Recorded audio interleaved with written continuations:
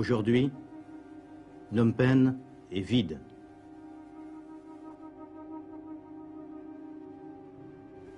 Toutes les villes du Cambodge sont vides.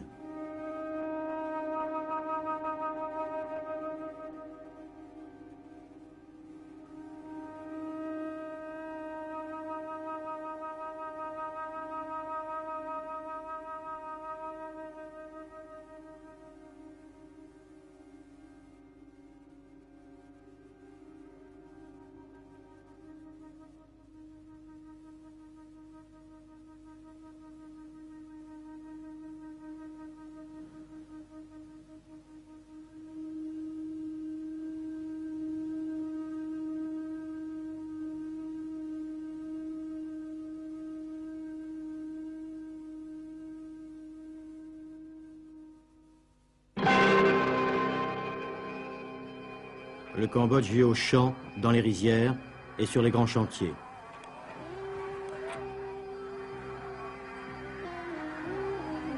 Sur 7 millions d'habitants, 2,5 millions au moins construisent digues et canaux qui font partie d'un immense projet d'irrigation.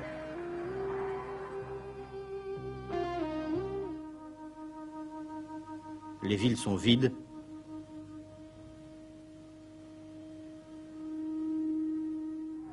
Les campagnes sont pleines.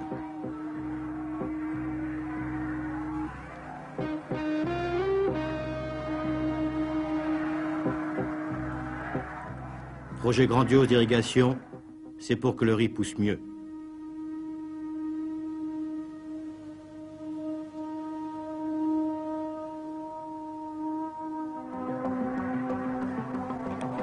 La devise du Cambodge aujourd'hui est « Si tu as du riz, tu auras tout ce qu'il faut ».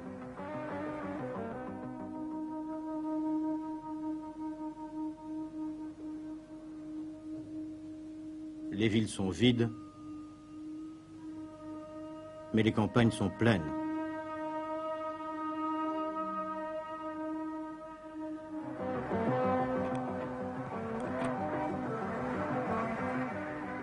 Les paysans d'aujourd'hui constituent la principale force de la Révolution.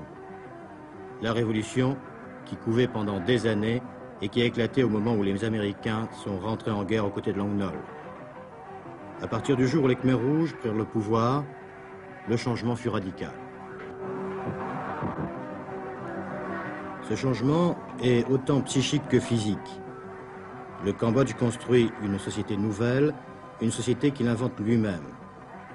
C'est ce qu'a déclaré M. Pol Pot, Premier ministre cambodgien, au cours de la première interview qu'il ait accordée à la presse internationale.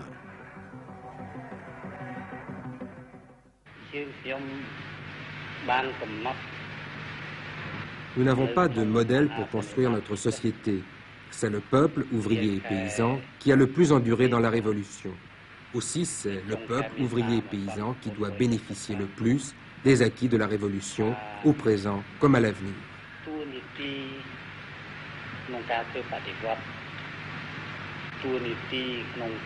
Notre aspiration est de construire une société où règne pour tous le bonheur, la prospérité, l'égalité, où il n'y a pas de classe exploiteuse ni de classe exploitée, et où tout le monde participe aux travaux de production et de défense nationale.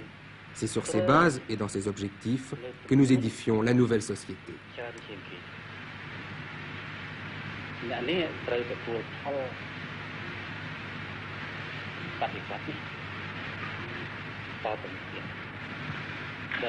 Si le peuple estime que l'édification de cette société répond à ses aspirations, il poursuit dans cette voie, mais au contraire, s'il n'en est pas satisfait, il en décidera autrement.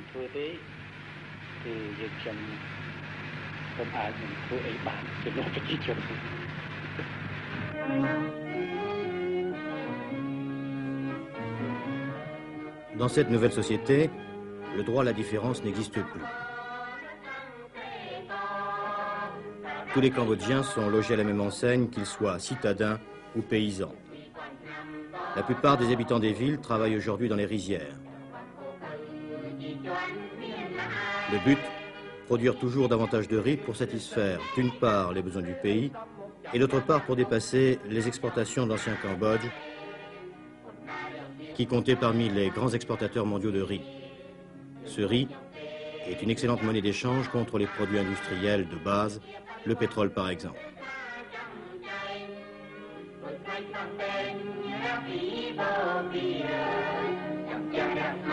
Dans ce pays où la monnaie n'existe plus, chaque grain de riz vaut son pesant d'or. Chaque Cambodgien reçoit 320 kilos par personne et par an, soit 900 grammes par jour.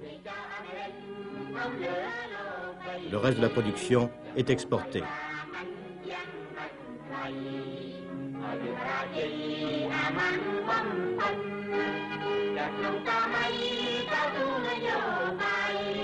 Les coopératives, elles sont maintenant la base de la nouvelle société. Chaque coopérative comme celle-ci regroupe entre 2000 à 10 000 personnes. La terre, le bétail sont la propriété de la coopérative. Chaque paysan peut élever quelques porcins ou quelques volailles. Le système de coopérative n'est pas simplement limité à la production agricole.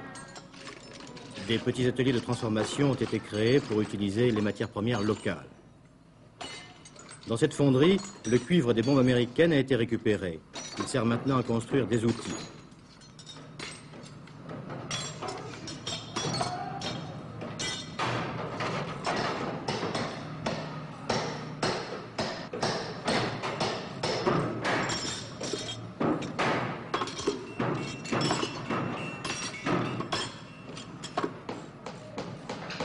Même système de coopérative pour la production de bois. Ici, on travaille pour les besoins de la commune, mais aussi en vue d'échanges avec les coopératives voisines.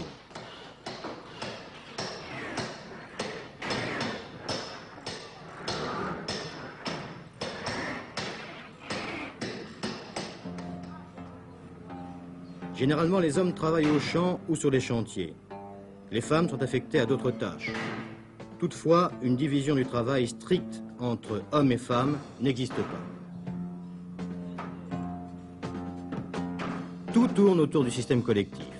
Tous les membres de la coopérative prennent leur repas en commun dans la cantine. Pour le Cambodgien qui vit dans une société tout à fait égalitaire, la coopérative représente tout. Il doit y vivre, y travailler, y naître, y mourir. Pas de festivités, même pour les mariages, comme ici. Regardez. Si ce jeune homme aime cette jeune femme, s'il veut se marier, ils doivent en référer automatiquement au comité de la coopérative.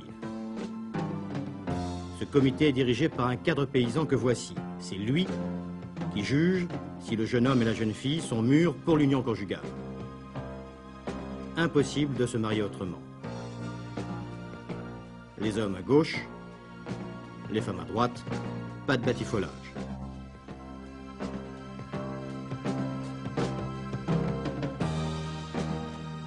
Mais l'autorisation de mariage n'est presque jamais refusée pour une raison très simple.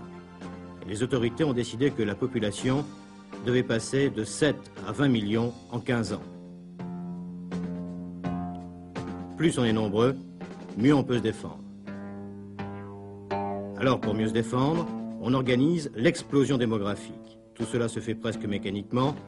Dès que l'enfant est né, il reçoit un nom sans aucun cérémonial, et là aussi, la tradition n'a plus cours.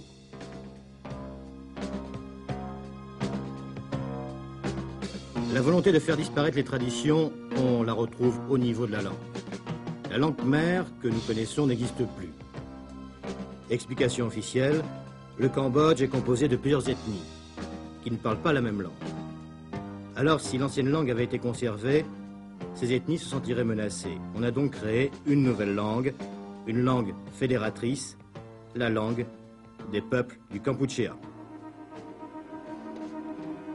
Les villes sont vides.